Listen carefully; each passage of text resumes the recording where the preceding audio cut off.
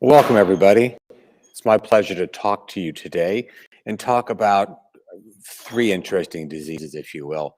So we've done in our consortium stepwise approach into TTP and these complement mediated TMAs or AHUS.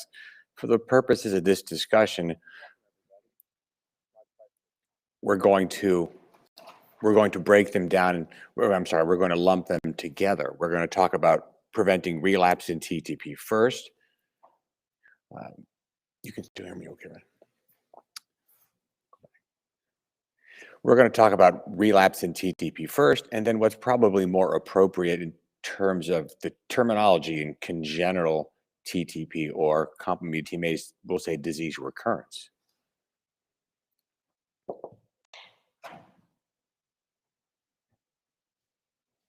Hit the next slide, it's supposed to be.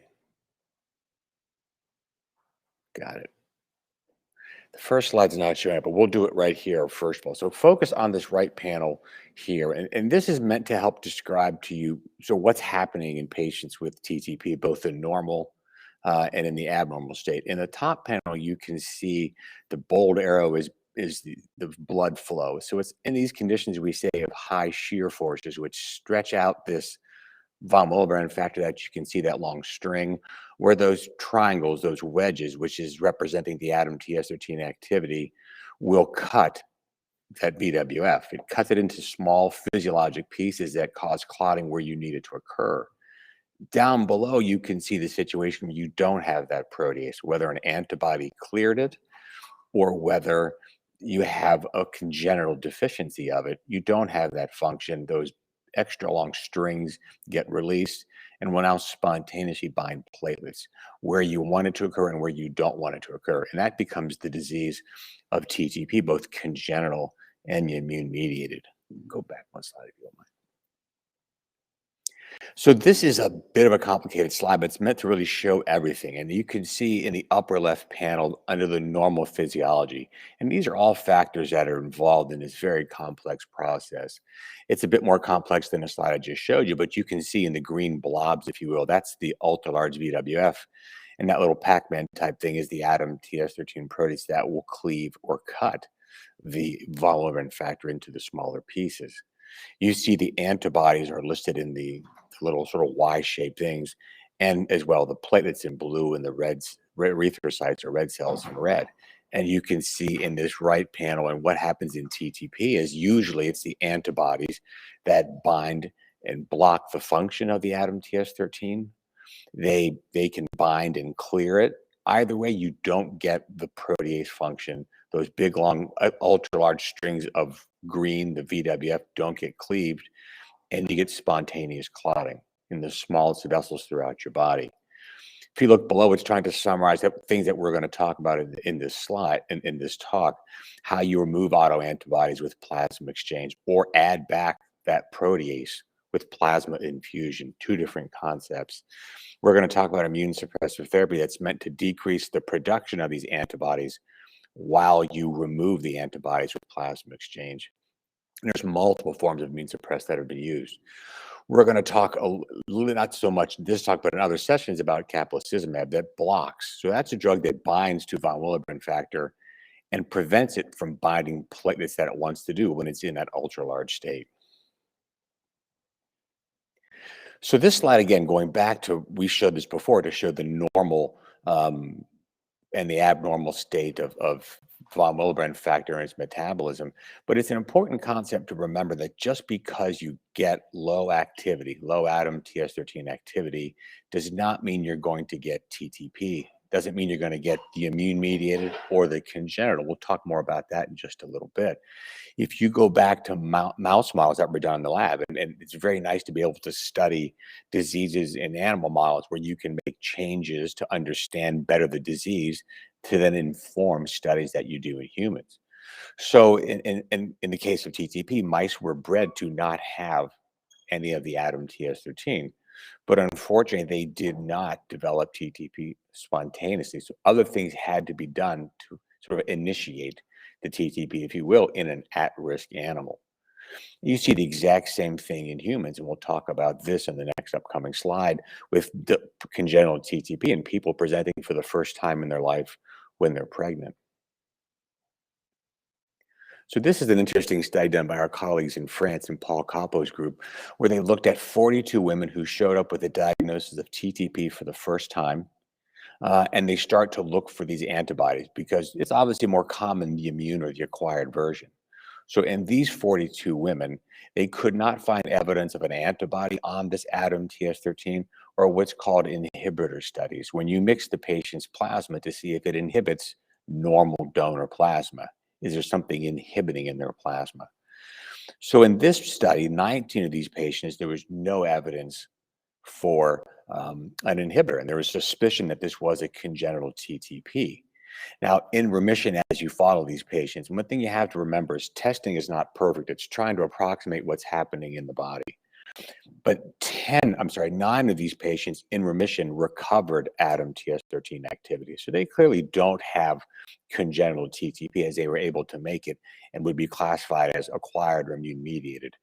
But 10 of these 42 patients did not recover, and genetic testing confirmed them to have congenital or hereditary TTP.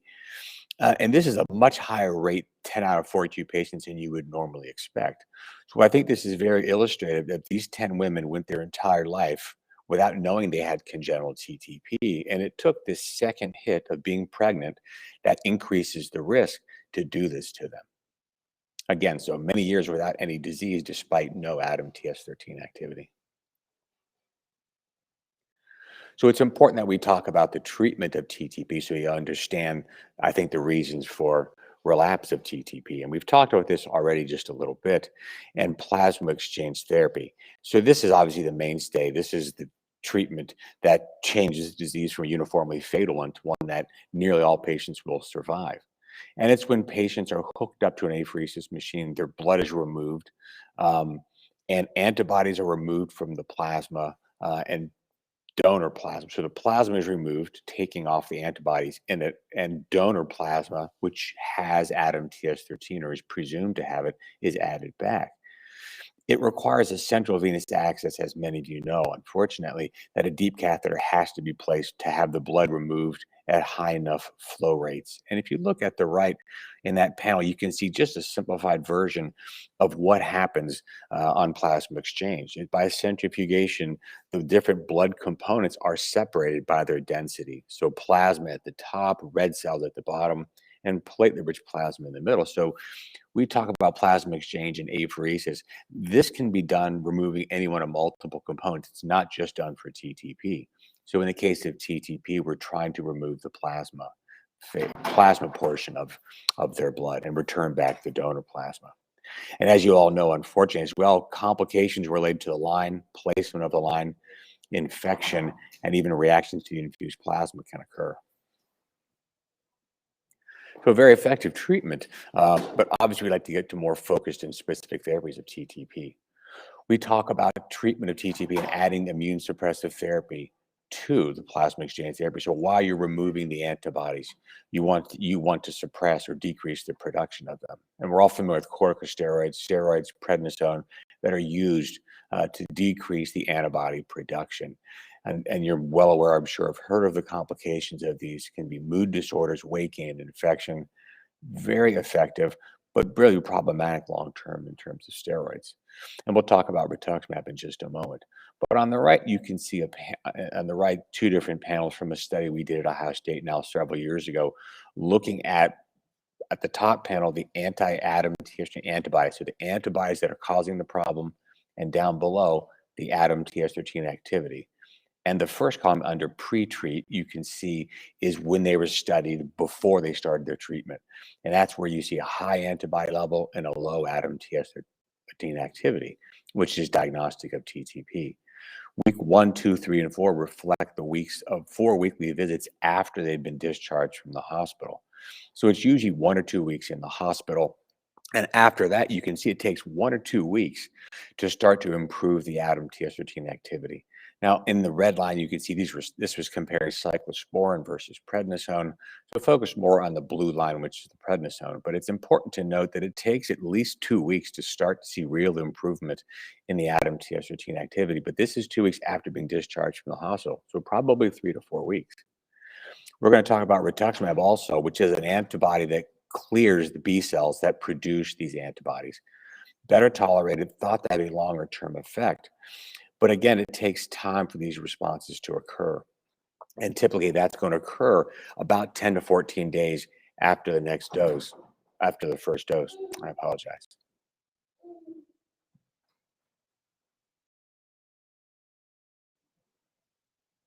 My computer is acting funny.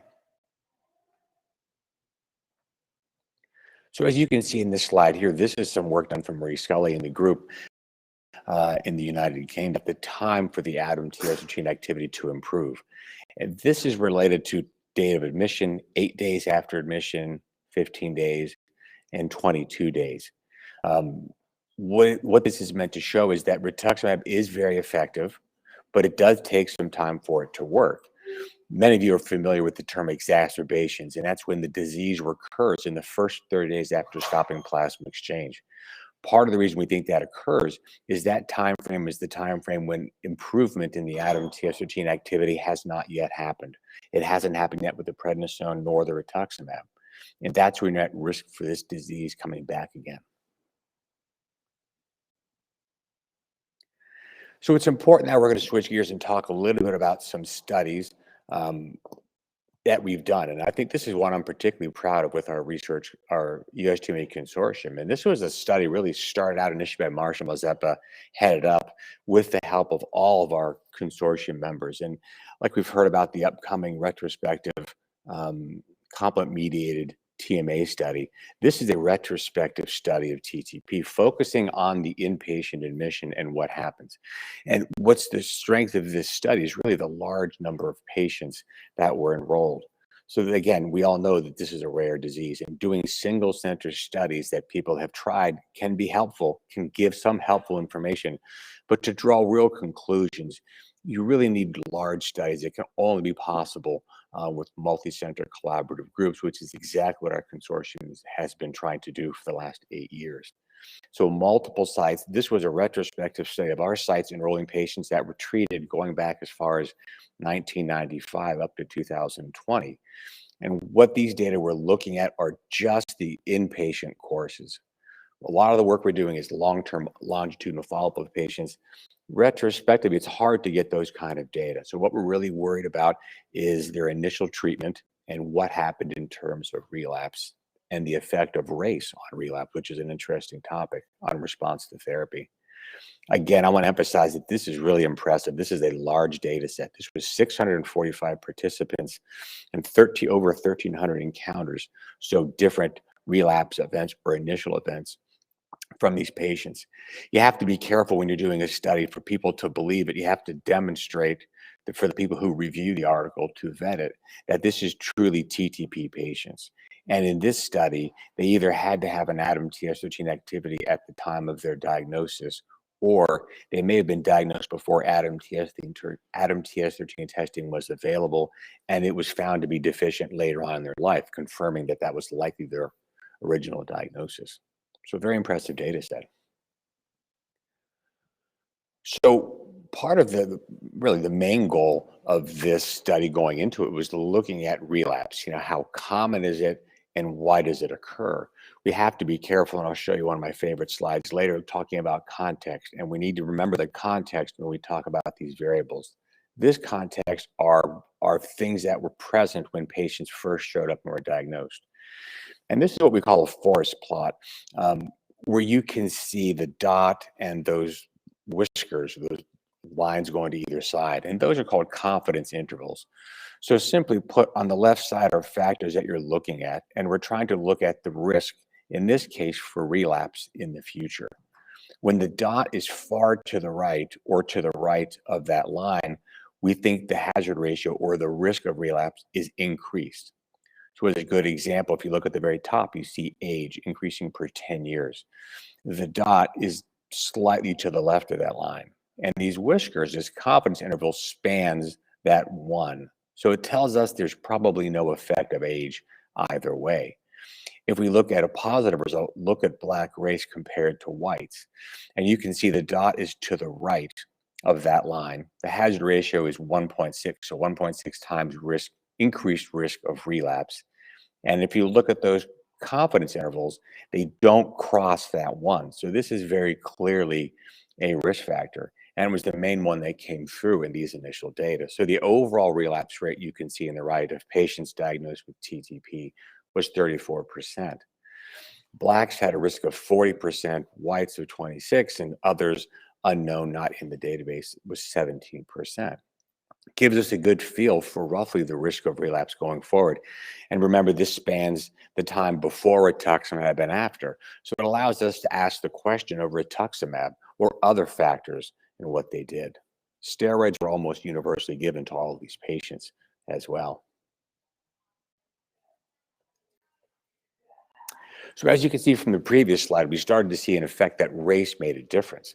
So very early on in the process, our group decided to make sure we looked at race in terms of relapse risk, but also as their treatment. So you can see in blue are the ones who only got corticosteroids with plasma exchange, and the red line are patients who got steroids with the plasma exchange and the rituximab. And again, remember, rituximab is what's supposed to decrease the production of antibodies. It takes 2 to 4 weeks to start to happen, but it should help to prevent relapse, we think, down the road, beyond the first month or two after their diagnosis. If you look at white patients, though, and look at the left column here, you see relapse-free survival. So in a perfect world, nobody's going to relapse. Then relapse-free survival is going to be 100%. You're going to see a straight line across the top. So as the line drops, you have more relapses. And you can see in white patients or Caucasian patients that corticosteroid line, so the line without rituximab, is starting to drop. In the red line, the rituximab treated patients did better. So there was a statistically significant difference. And the way we address that is you can see in the middle of this graph, it says P equals 0.005. And we think less than a number P value, we say less than 0.05, tells us that there's a less than 5% chance that what we're seeing is just by luck or chance alone. Tells you this is a real effect. But what's also interesting, and look on the panel on the right, if we look at the black patients who were treated with rituximab and treated otherwise the same way at these same centers, you see these curves are quite close together. They're mirroring each other, suggesting there's no effect in terms of rituximab, in terms of delaying or preventing relapse in the future after treatment, different than what was seen in white patients. We also want to look at newly diagnosed patients versus relapsed patients. And if you went back to the first slide, you'd see there was this suggestion that relapsed patients had a greater risk for future relapse. But the line, the whiskers kind of crossed, it came really close to the one, so it calls that into question. But if you look at white patients treated with rituximab that were newly diagnosed, the p value was 0.18. So tells us these are likely very similar or not different. So in newly diagnosed white patients, rituximab did not seem to affect relapse-free survival. It didn't make a difference whether you got rituximab or not. And similar in the black patients, you see the same thing. There does not seem to be a statistically significant difference. There doesn't seem to be a real obvious difference between patients who were newly diagnosed who got rituximab or not, whether you were black or white. But if you look at relapse patients, these are patients who have a history of TTP previously, if you will, demonstrating a relapsing phenotype of their disease.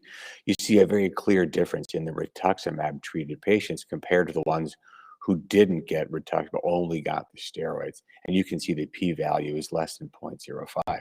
So very clearly, white patients with a history of relapse disease, so this was a relapse, not newly diagnosed, did benefit in terms of rituximab delaying, at least preventing some relapses. But interestingly, if you look at the black patients, those curves are really identical and the p-value is not significant. So in patients with relapse disease who were black, rituximab did not seem to benefit patients like it did white patients.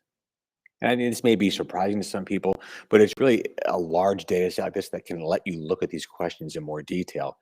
And it's oversimplified to think one treatment's going to work the same in all of us who have very diverse, both genetic and environmental backgrounds. So this is really the first step in trying to understand more what's happening to patients, what treatments work best in what patients. And it's not surprising that some treatments work better in some patients to others. Just need to learn more about that. So I mentioned this earlier, and this is one of the great literary works, I'd say, of my time. One Flew Over the Cuckoo's Nest, and then Dr. Spivey saying one, two, three, four. You got at least four arrests for assault. What can you tell me about that? And Randall McMurphy's answer is five fights. Rocky Marciano has 40. He's a millionaire. So the reason I tell you that is you've got to consider the context. What's going to be confusing is we talked about race being a risk factor in that previous study, and race predicting increase of relapse over their lifetime. But we also look at more changing variables over time. So the ADAM TS13 activity during follow-up, as well as race. Does race predict relapse in the next 3 months, year, or their entire lifetime? And it's certainly important to consider, again, the context. It's nice to say you've got increased risk of relapse over your life. It's better to be able to narrow it down to say, what's your risk in the next 3 months? So we can do something to prevent that relapse from occurring. Saying you might relapse in the next 10 years doesn't necessarily help as much as you'd like it to.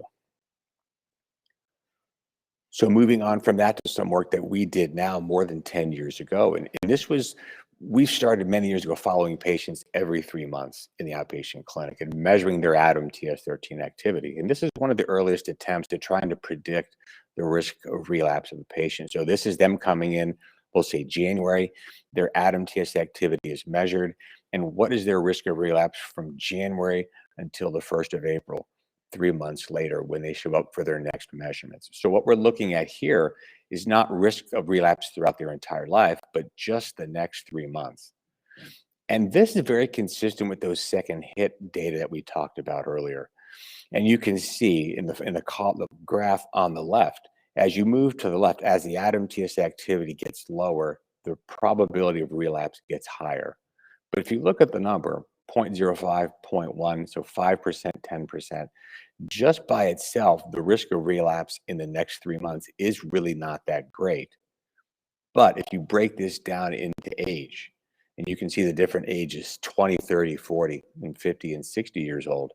And if you focus on the dotted line, which is the one on top, as the ADAM TS13 activity gets lower in the younger patients, you start to see a relapse risk that starts to approach 50% over the next 3 months, which is a lot different than that 5 to 10% risk we saw before. I think the importance of this information, it tells us relapses are dependent on ADAM TS13 activity. It is the strongest variable or risk factor we know, but it's certainly not everything. And this tells us age as well as ADAM TS13 are important. The younger the age, the lower the activity, the greater the risk of relapse in the next 3 months. So some of the work, and this was presented by Dr. Macias now a couple of years ago at ASH, that we're working on refining is looking at multiple different variables to try to improve the predictability of this model, to develop a model where you can plug in numbers and give a patient and a physician a risk of relapse over the next 3 months to decide if it's a high enough risk where they feel something should be done. This is the rituximab, cyclosporin, other preventive measures. But as you can see, we looked at age, sex, LDH, and again, these are all measured when they're in remission in the clinic, just talking with you. A lot of different markers of the ADAM TS13. So how the functional activity, the antibody level, the titers, whether you could see these ultra large multimers in the plasma, yes or no. It's interesting to look at race. Race was looked at. So African American race, blacks were greater risk for relapse throughout their lifetime, but it didn't necessarily help predict your risk of relapse in the next 3 months. And below that, you can see some other complement biomarkers. And you heard some of these in the talks earlier from Dr. Java talking about complement-mediated TMAs. And although these are separate diseases, there's a fair bit of overlap in these. And the different iteration of this model, we're now at a 6-predictor model, 6-factor model, trying to improve the prediction of relapse. You want to know who's going to relapse. You also want to make sure you have it accurate so you don't have false alarms, and you don't want to have false positives, if you will, telling someone they're at greater risk when they're not. So more to come on this in the future. So where we are now in preventing relapse is really based on some of these data, looking at some others with similar information, where the ADAM TS13 activity and age, as well as a prior history of relapse, are sort of factored in to the decision of what is their risk of relapse and how do you approach it. There's a lot of work been done by both the French and the UK group as well as others in preemptive rituximab therapy. But this is meant to show just one example of it. And this is work from Justin and also this is the French thrombotic microangiopathies group. And what is done here is patients are coming in every 3 months for checks, like we described already. And when the Adam TS activity was low, and I believe in this study it may have been less than 10%, although that mark is changing more recently. When it is low, they were given rituximab to prevent relapse. What you can see in the graph on the right, so again, red is the rituximab treated, blue are the historical controls where they were not given rituximab in the past. And you can see during the follow-up of years, rituximab was able to increase this relapse-free survival, to decrease the number of relapses. That's certainly very important. The demographics of this study weren't necessarily given in the paper that was presented, but certainly they have a lower percent of Blacks and people of African descent than other cohorts might have, which may be a factor here as well. So it certainly is important in preventing, or at least delaying relapse. Um, it's not clear if this is going to have a long-term survival benefit. It is expensive. It is cumbersome. It requires patients to come every 3 months, and you have to deal with the stress of a measurement and the discussion of what to do with it. It's also important to mention that doing this preemptive rituximab approach without regular monitoring of the ADAM TS13 activity should not be done. This is talked about in our TTP guidelines, but you really have to use the ADAM TS13 activity to guide when you need to give them a course of rituximab, and more importantly, when they're at risk for relapse due to a decrease in the activity and when they need to be treated again with the rituximab.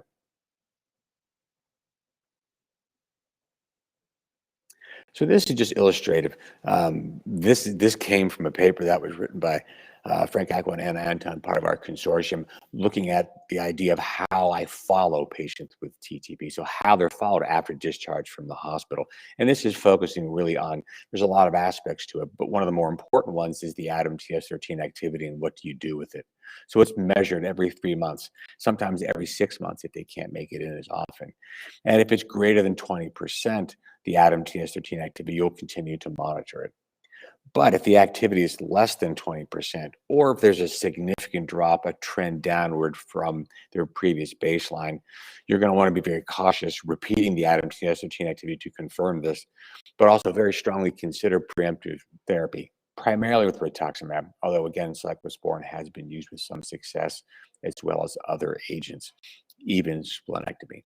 So the general approach to try to mitigate this risk of relapse is monitoring patients, monitoring the ADAM TS13 activity, and when it drops, we have the discussion versus the risks and the benefits of immune suppressive therapy, and should you do it to prevent relapse.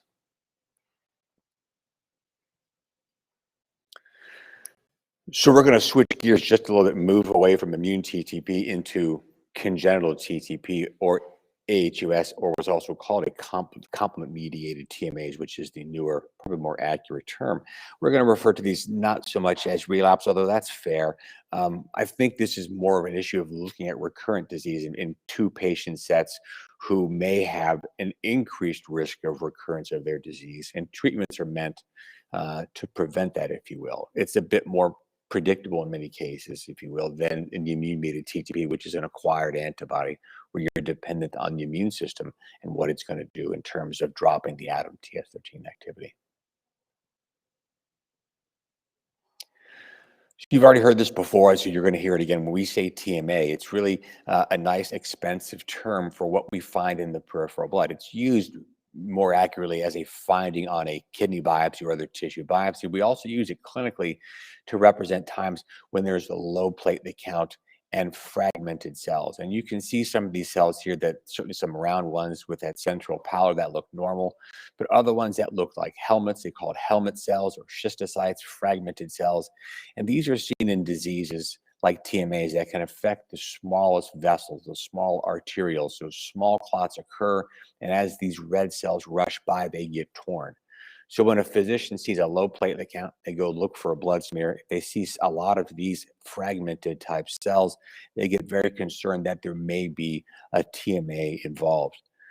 Sometimes physicians jump the gun and say TMA, TTP, but it's not quite so simple as that. Whoops, didn't want to go. Skip that one slide.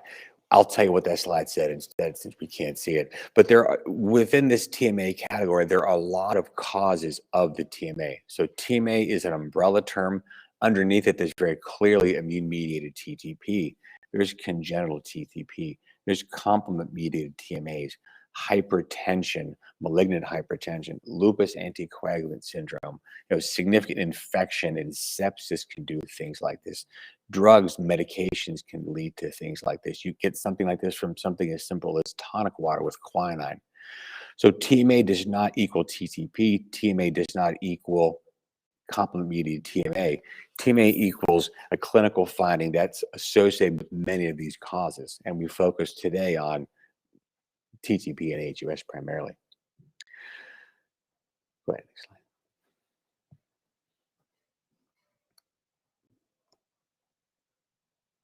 So let's talk a little bit about congenital TTP. We talked about the pathophysiology before, and we had it on the previous slide where, again, these patients don't have an antibody that clears their protease and blocks the function. But these are patients that are born genetically to not have the ADAM-TS13 protease.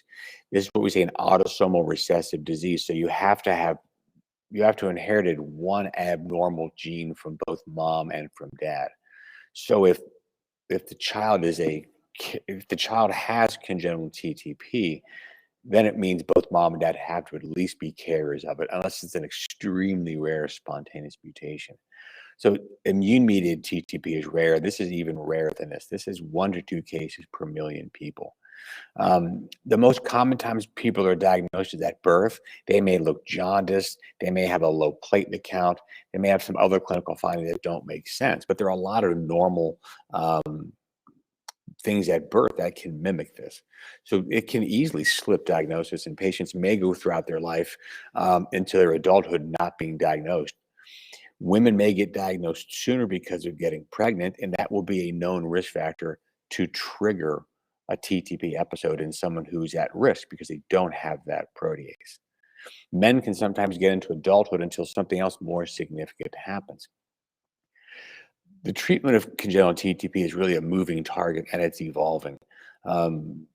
Historically, there are some patients that are thought to have sort of episodic disease, meaning they are at risk because they have very low levels of this ADAM-TS13 protease, but they do fine. And it's just at times of stress, infection, surgery, pregnancy, where they are going to get in trouble. And those patients sometimes get we say on-demand plasma. They get plasma infusions, not hooked up to the machine, just an IV to give you the plasma that has the ADAM-TS13 in it. There are patients who seem to have more frequent episodes, and those are patients who may be on long-term prophylactic treatment. The question of who really needs a correction of the ADAM-TS13 activity is really a moving target in the field. We're moving more and more toward all patients need to be on regular plasma, but the data to support that are just not there yet. But we'll talk about some things that are suggestive that patients might need that in the future.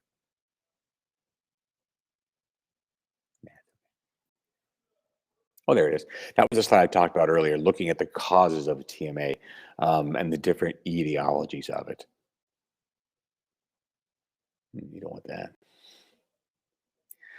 So the treatment of congenital TTP, it's plasma infusion. Again, what we're doing is replacing what's missing. So they don't need to have anything removed. They don't need exchange, just an IV to give them the plasma. It's given at a dose of 10 to 15 milliliters per kilogram every 2 weeks. And we typically, it's somewhat rudimentary, but we use the platelet count and LDH and their symptoms to guide their therapy. Sometimes have to decrease the intervals to every 10 days. Sometimes this is part of the negotiation. You can see to the right the side effects of plasma infusion, allergic reactions to the plasma because it's a donor plasma. The volume can cause an issue. Fatigue is an issue post post infusions. Patients will report fatigue for a day or two after plasma infusion, but also the time to get it. By the time you get there, drive to the clinic, park, get checked in, blood drawn, we're talking about a 4 to 6 or even 8 hour adventure that day that leaves you fatigued afterward. So, as I say, some patients may require it sooner. You might tell a patient you need this every week based upon your platelet count. That may not be something they want to do or can do. So again, part of the discussion with patients and physicians. So what causes, a relapse or recurrence of congenital TTP? And again, there are some patients who only have episodic events and seem to be fine, say quote unquote fine in between. What we're hoping to do is get better information as we follow these patients. So more sensitive measures to say maybe if somebody isn't fine in between, the platelet count is normal, the LDH is normal, but there may be other things occurring leading to problems. We need to find better ways to measure those to predict what might happen 10 or 20 years down the road to really justify should all patients get on plasma. But there are routine clinical events that will increase the risk of relapse. We've talked about pregnancy already. So in that French study, so when they got pregnant with a pre-existing ADAM-TS13 deficiency, it triggered a relapse of their or recurrence or their initial event of their congenital TTP. Surgery can do the same thing. Infections can lead to a similar trigger, so increasing consumption and lead to a lower platelet count and a higher LDH. So a flare sometimes is referred to of a patient with congenital TTP. Anything with the vaccines are meant to stimulate your immune system. This is not unique to the COVID-19 vaccine, but any vaccine can trigger a recurrence or an event in a patient with congenital TTP. And part of the point of taking care of patients long term and longitudinally is being able to get to know them, what may trigger their disease, and the decisions to use plasma infusion before events. So a patient with known congenital TTP who may not be on long-term prophylactic therapy, who wants to get pregnant, the discussion is going to be on getting them on a regular plasma infusion program when they get pregnant to avoid precipitating an acute event. In patients who have low activity, they're going to get a COVID-19 vaccine, you might consider preemptive plasma, to giving them plasma in someone who's not already on it to prevent a problem that the vaccine may induce, any vaccine may induce. So there's some interesting work here in the panel on the left. You can see from Faris Alwan and the UK group, who has a large cohort of congenital TTP patients. And if you look at the different symptoms in the left-hand column, abdominal pain, headaches, lethargy, thrombocytopenia, the percent of patients that you can see that are affected. But more importantly, look at the far right column, patients whose symptoms resolved with therapy, 100% to 82%. So you can ameliorate these symptoms with plasma. Sometimes it requires every 2 weeks, sometimes every 10 days. That's the negotiation. Here on the right panel, some interesting data that did not come from TTP patients. There's a large study that followed patients longitudinally, referred to as the Rotterdam study. And what they did in this study, again, this is not a TTP study. This is a broad population study to follow and study many different things. In this study, patients aged 55 years or older had their ADAM-TS13 activity, as well as some other von Willebrand factor biomarker studies. And what they showed was the group with the lowest ADAM-TS13 activity. So again, these are healthy, not TTP patients. And these are ADAM-TS13 activities that, for the most part, are in the normal range. The range of normal in this lab was 50 to 100%. The majority of these patients in the lowest group would be considered to have normal activity, still had a greater incidence of strokes during 12 years of follow-up than the patients with a higher level of ADAM-TS13 activity. So again, these were all normal patients, if you will, normal levels of ADAM-TS13 activity, but lower levels put people at greater risk with other risk factors for strokes happening in the future. And these are sort of the data that we're using to extrapolate to congenital TTP patients to make the argument, do patients that are even asymptomatic need to be on plasma infusion programs to prevent something like this? And will even plasma prevent something like this? Those are sort of the areas of study that are going on presently. So I had a great presentation from Dr. Java earlier talking about complement-mediated TMAs and AHUS. We're going to talk just briefly about recurrence in that disorder.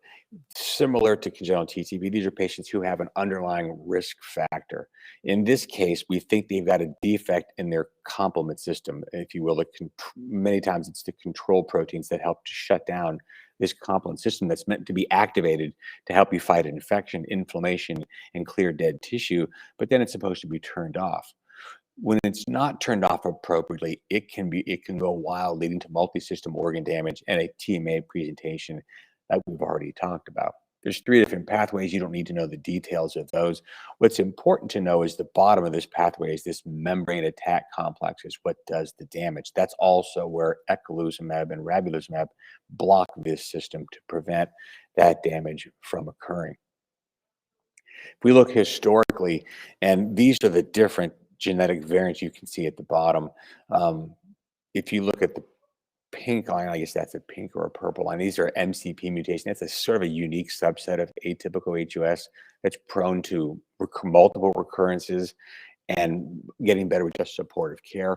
Many times, don't focus on that, but look at all the other genetic variants found. And what you can see there is really half of patients in the first year, and this is before complement blockade therapy. Half of these patients were dead or on permanent dialysis with their disease. This has markedly changed with the advent of effective therapy. So you take patients with data 50% being dead or on dialysis to a drug like eculizumab, where it made a remarkable difference. We're up to 60 to 70% of patients who were on hemodialysis were able to get off hemodialysis. And again, the hemodialysis is more specific to atypical HUS or these complement-mediated TMAs. It's really the primary feature. But if you look at in these data from this study, what you see in the patients, and you can see the weeks of eculizumab treatment at the bottom. And when they start treatment, the platelet count corrected itself. That's in panel A. And in the right, you see what's called the estimated GFR. So it's a way of estimating the kidney function using their serum creatinine to calculate this. And it's important to see during the treatment period and during the extension treatment, the steady improvement in the GFR or the improvement in function. Now, it's important to mention on the previous slide, I showed you that this drug blocks further injury. This drug doesn't do anything to fix what's already been done. It just blocks further injury. So it really places the emphasis on the more rapid diagnosis and treatment to prevent future injury. So what you're seeing here in the panel on the right is just a time-dependent recovery when the complement system was blocked in these patients. So some of the early efforts focused on specific genetic variants. Now we're starting to see in some data from the French group and presented by Fadi Fakhouri not too long ago in 2021, looking at in a prospective study. So patients were enrolled, treated for at least 6 months with complement blockade, and treatment stopped, and looking at seeing who failed and why. And you can see the patients who did not have a documented genetic variant. So this is about 30 to 40% of patients. Were less likely to relapse. Patients with a documented variant, the dotted red line, were more likely to have a recurrence of this disease. And it's really led to sort of the approach in how do you start patients, but more importantly, how do we stop it? And you can see in the panel on the right, and this is from the Johns Hopkins group and Sri Chatterjee, as well as Robert Brodsky, part of our consortium sites, that using in the middle here, these germline variants, and the presence of them tells you that the risk of relapse is increased. And consider, not necessarily do it, but consider after discussing the risks and benefits of ongoing treatment versus the risk of relapse if you stop it.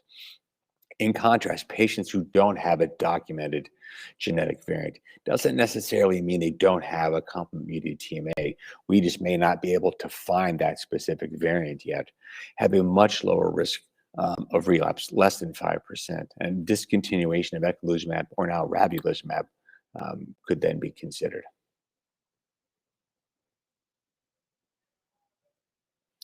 So I think there's a lot of reason for optimism. I think the advent of numerous new treatments, diagnostic tests, and approach to patients with immune-mediated TTP, congenital TTP, and complement-mediated TMAs, we'll switch that terminology for you today, I think are really reason for optimism.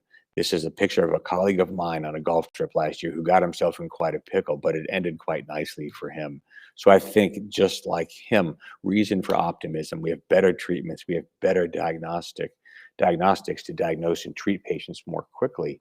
And we're starting to understand the long-term complications to try to minimize, prevent these, and improve both the length of life and quality of life for patients with these rare TMAs. Thank you very much for your attention. Thank you so much, Dr. Cataland. We appreciate every